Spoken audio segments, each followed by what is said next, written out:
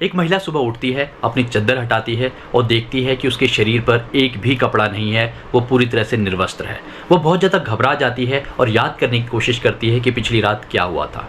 तभी उसकी नज़र सामने एक दीवार पे पड़ती है जहाँ एक बहुत बड़ा टीवी लगा होता है। वो उसे देख के शॉक्ड रह जाती है क्योंकि टीवी पे उसी की एक व्यक्ति के साथ पूरी रात की रिकॉर्डिंग चल रही होती है। वो बहुत ज़्यादा घबरा जाती है, बहुत ज़्यादा परेशान हो जाती है। ऐसा क्या हुआ था उस महिला के साथ, आइए जानते हैं इस कहानी पे।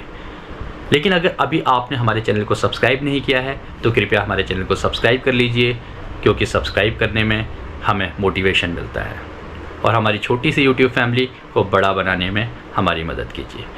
दोस्तों, ये कहानी है सुनीता उपाध्याय की। सुनीता उपाध्याय यूपी मुख्यालय में, पुलिस मुख्यालय में तैनात थी। एक बार यूपी में किसी इलाके में, लखनऊ के, दंगा भड़क जाता है। दंगा भड़कने के कारण पूरे पुलिस स्टेशन में वायरलेस बजता है और सभी पुलिसकर्मियों को उस दंगे वाली जगह पे भेजा जाता है। सुनीता उपाध्याय भी उनमें से एक होती है। दंगे में किसी प्रकार वहाँ पे लाठीचार्ज हो जाता है। अब लाठीचार्ज होता है तो उसके कारण क्या होता है कि कई सारे लोग घायल हो जाते हैं और इलाज के दौरान कुछ घायल लोगों की मृत्यु भी हो जाती है।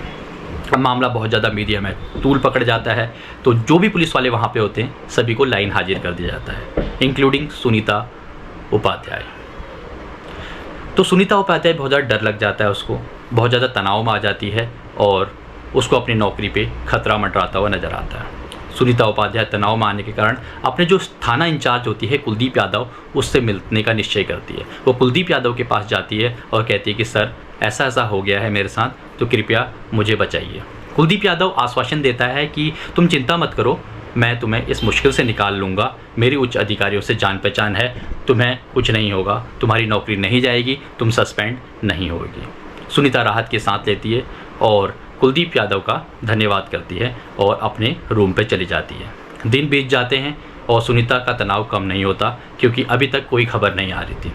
तभी सुनीता को एक शाम को कुलदीप यादव से फ़ोन आता है कि तुम जल्दी से मेरे घर आ जाओ, मैंने अपने उच्च अधिकारियों से बात की है, तुम्हारे केस के सिलसिले में बात करना है। सुनीता हैरान और परेशान हो जाती है क्योंकि शाम का वक्त था, लेकिन फिर भी नौकरी के डर से कुलदीप यादव के वहाँ जाती है। कुलदीप यादव के घर जैसे ही वो पहुँचती है, वो देखती है कि दरवाज़ा थोड़ा सा खुला हुआ है, लेकिन अंदर जाने से पहले वो दरवाजे पे रुक जाती है। तभी अंदर से आवाज़ आती है कि सुनीता अंदर आ जाओ, तुम्हारे लिए ही मैंने दरवाज़ा खोला हुआ है। जैसे सुनीता अंदर पहुंचती है, वो थोड़ा सा असहज महसूस करती है क्योंकि अंदर का नज़ारा ही कुछ ऐसा था। कुलदीप यादव अपने सोफे पे बैठा होता है और वहीं पे 2 गिलास लगे होते हैं दारू के, अल्कोहल के। तो जो सुनीता होती है वो कुलदीप को देख के थोड़ा असहज महसूस करती है और कहती है कि सर मैं अगले दिन आऊँगी, किसी और दिन बात करते हैं। तो कुलदीप यादव कहता है अरे चिल मारो, ऐसा कुछ भी नहीं है, ये सब तो पुलिस महकमे में आम है, तुम बैठो, मैंने उच्च अधिकारियों से तुम्हारी बात की थी, इस बात की चर्चा करनी है। चर्चा के दौरान वो उसको आश्वासन देता है कि तुम्हारी नौकरी पूरी तरह से बच जाएगी, तुम सस्पेंड नहीं होगी, मैंने पूरी तरह से बात कर लिया। और तभी वो गिलास सुनीता को ऑफ़र करता है। सुनीता पहले तो झिझकती है और फिर फोर्स करने के बाद पी लेती है और इसके पश्चात उनकी बातों का सिलसिला जारी रहता है और फिर सुनीता 1 या 2 पैक और दोबारा उसके बाद पीती है। इसके बाद सुनीता का थोड़ा अनकॉन्शियस होने लगती है और कुलदीप यादव उसके कंधे पे हाथ रख के कहता है कि तुम चिंता मत करो, मैं हूँ ना, और सुनीता उसका विरोध भी नहीं कर पाती। अगले दिन जब सुनीता उठती है तो उसकी तन पे एक भी कपड़ा नहीं होता, वो बहुत ज़्यादा घबरा जाती है, वो पूरी तरह से निर्वस्त्र होती है और उसको इस बात का बिल्कुल अंदाज़ा नहीं था कि उसके साथ ऐसा कुछ हो जाएगा। तभी उसकी नज़र सामने वाले टीवी पे पड़ती है। वो उसके बाद और ज़्यादा घबरा जाती है क्योंकि टीवी पे पूरी रात की रिकॉर्डिंग चल रही थी। अब वो बहुत ज़्यादा परेशान हो जाती है, क्या किया जाए, लेकिन कुछ कर भी नहीं सकती थी क्योंकि जो टीवी पे व्यक्ति दिख रहा था वो उसी का बॉस कुलदीप यादव थाना इंचार्ज था। अब थोड़ी देर में दरवाज़ा खुलता है, कुलदीप यादव अंदर मुस्कुराते हुए आता है और सुनीता उस पर तेज़ी से चिल्लाती है कि सर आपने ये क्या किया, पहले तो आपने मेरे नशे का फ़ायदा उठाया, ऊपर से मेरी वीडियो भी बना ली। तो कुलदीप यादव कहता है कि चिंता मत करो, ये मैंने अपने लिए बनाई है रिकॉर्डिंग, जब मेरी मर्ज़ी होगी, जब इन्जॉय करने का मन होगा, मैं इस रिकॉर्डिंग को देख लिया करूँगा। तो सुनीता गुस्से से वहाँ से चली जाती है। अब कुलदीप यादव महीने के 20 दिन सुनीता को अपने घर बुलाता और सुनीता का यह सिलसिला लगातार चलता रहा और महीने के 20 दिन 20 रातें लगभग कुलदीप यादव के घर ही गुजारने लगी और यह सिलसिला आम हो गया और कुलदीप हर रोज़ उसको आश्वासन देता, तुम चिंता मत करो, तुम्हारा सस्पेंशन नहीं होने वाला। एक दिन जब सुनीता कुलदीप यादव के घर पे होती है रात को, तो कुलदीप कहता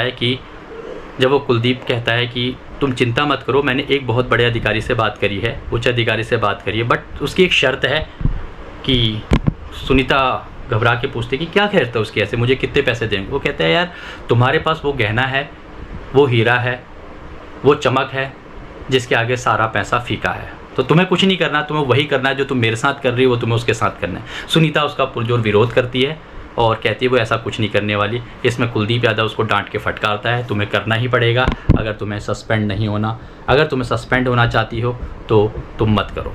तो सुनीता न चाहते हुए भी उस दूसरे अधिकारी के पास जाती है और वो सब काम करती है जो कुलदीप के साथ करती है। इस प्रकार एक अधिकारी से दूसरे अधिकारी के साथ तीसरे अधिकारी से चौथे, कई सारे अधिकारियों के साथ सुनीता अपने संबंध बनाती है, क्योंकि उस जाल में फंस जाती है, इस ट्रैप में फंस जाती है। कुलदीप यादव का जो ट्रैप होता है, उस ट्रैप में वो पूरी तरह से फंस चुकी थी। अब कहानी आगे बढ़ती है। एक दिन क्या होता है, सुनीता जब पुलिस स्टेशन में बैठी होती है, अचानक से उसके पास उसका सस्पेंशन लेटर आ जाता है। सस्पेंशन लेटर को पकड़ के वो तेज़ी से कुलदीप यादव के कमरे पे जाती है स्टेशन में ही, और तेज़ी से उसकी मेज पे अपना सस्पेंशन लेटर फेंकती है और कहती है ये क्या है, तुमने तो कहा था कि मेरा सस्पेंशन लेटर नहीं आएगा, और तुमने एक तो मेरे साथ इतने दिनों से इतने कुकृत्य किए, मेरा फ़ायदा उठाया सस्पेंशन के नाम पे, और आज मेरा सस्पेंशन भी आ गया है, मैं तुम्हें नहीं छोड़ूंगी, मैं तुम्हारी शिकायत डीजीपी से करूंगी। सुनीता बहुत गुस्से में होती है और कुलदीप यादव भी उसको एकदम से झड़का देता है, कहता है क्या सबूत है तुम्हारे पास, मैंने तुम्हारे साथ ऐसा कुछ किया, तुम खुद सम्मिलित थी मेरे साथ ऐसा करने पे, अगर मैं सबूत दिखाने पे आया तो मेरे पास वो वीडियो भी पड़ी है, ऐसा कह के वो उसको वापस भेज देता है। सुनीता भी कुछ नहीं कर पाई, वो वापस चली जाती है। अब सुनीता वहाँ से छुट्टी लेती है और अपने घर की ओर निकल जाती है। पुलिस स्टेशन में कहती है कि वो अपने पति के पास जा रही है। उसका पति भी एक गवर्नमेंट सर्वेंट होता है जो वहाँ से 100 किलोमीटर दूर अपने बच्चे के साथ रहता है, जो 7 वर्ष का बच्चा होता है वहाँ पे। अब कुलदीप यादव भी छुट्टी ले लेता है और वो भी अपने गाँव का जा रहा हूँ ऐसा कह के वहाँ से निकल जाता है। अब कहानी यहीं पे ख़त्म हो जाती है, लेकिन थोड़े दिन पश्चात अचानक से एक व्यक्ति आता है पुलिस स्टेशन में और कहता है कि सुनीता कहाँ है। वहाँ पे जो पुलिस कांस्टेबल होते हैं दूसरे, वो पूछते हैं तुम कौन हो। वो कहते हैं मैं सुनीता का पति हूँ, सुनीता 4 दिन से घर नहीं आई, न मेरा फ़ोन उठा रही है। यह सुन के वहाँ पे जो पुलिस कांस्टेबल होता है वो चौंक पड़ता है। वो कहता है मैडम तो 4 दिन पहले सस्पेंड होने के बाद अपने घर जा रही हो अपने पति के बाद, ऐसा कह के पुलिस स्टेशन से निकली थी, क्या अभी तक नहीं पहुंची। वो कहता है नहीं पहुंची। तो तुरंत जो वहाँ पे दूसरे थाना अध्यक्ष होते हैं उनसे मिलता है। थाना इंचार्ज कहते हैं कि यहाँ पर तुम अपनी कंप्लेंट लिखा दो। कंप्लेंट लिखाने के बाद उसके बाद कार्रवाई करते हैं। अब जो सुनीता का पति होता है वो तुरंत उसके खिलाफ उसके लिए कंप्लेंट लिखाता है, मिसिंग की कंप्लेंट। अब सुनीता की फ़ोन की लास्ट लोकेशन देखी जाती है कॉल की, तो सुनीता की जो कॉल की लोकेशन है लास्ट, वो कानपुर देहात के पास एक पीसीओ के पास से कॉल आया था। पहले तो ये देखा जाता है कि कॉल कहाँ से आया, तो कॉल आया था कानपुर देहात के एक पीसीओ के पास से सुनीता को कॉल आता है। लास्ट लोकेशन पता चल जाती है कि उसी के आसपास थी वो, ठीक है। लेकिन कुछ क्लू नहीं मिलता। पुलिस वहाँ तो जाती है, कई सारा ढूंढती है, पर ऐसा कोई लीड नहीं मिलती।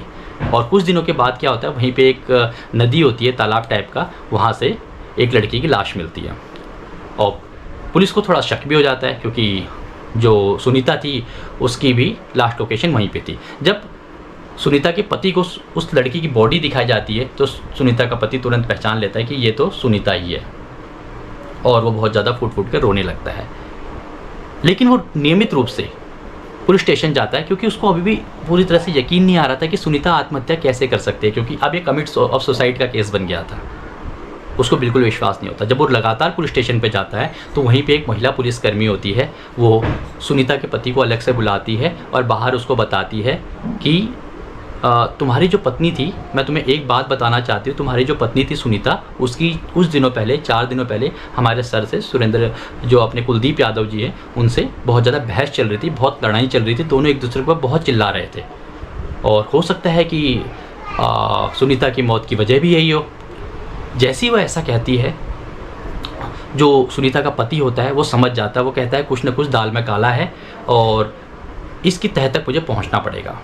वो दोबारा जाता है थाना इंचार्ज के पास, वहाँ पे उसकी कंप्लेंट लिखवाने के लिए, लेकिन ऐसा कुछ कंप्लेंट लिखा नहीं जाता क्योंकि जो कुलदीप यादव था वो खुद भी एक थाना इंचार्ज था, बड़े पद पे था।